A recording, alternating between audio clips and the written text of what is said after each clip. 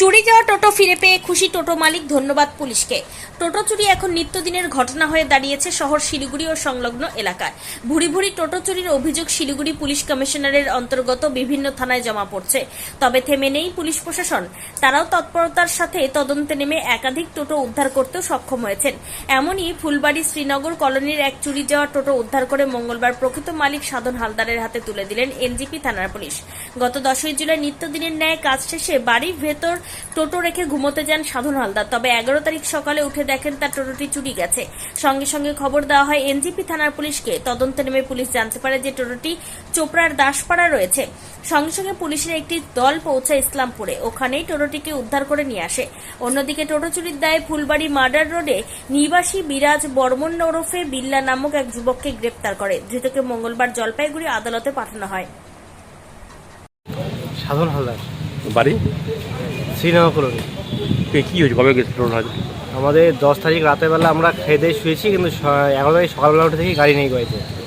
বাড়ি থেকে gate unlock করে দেওয়াল টপকে গাড়ি নিয়ে চলে গেছিলো।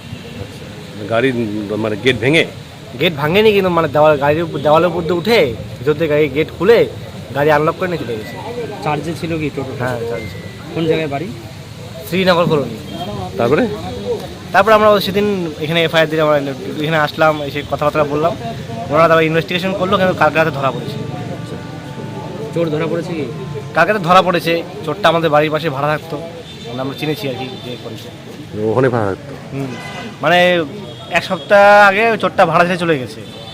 তারপরে শুনি যে তারপরে তো চুরি হলো। এই যে কালকে যখন আসলাম তখন চিনলাম যে ছেলেটা পাশের বাড়ি ভাড়া ছিল। কোথায় নিয়ে গেছিল টোটো চুরি করে? নিয়ে গেছিল আপনার চোপড়ার দাসপাড়া। দাসপাড়ায় ওখান থেকে নিয়ে আসছে, রিকভারি করছে।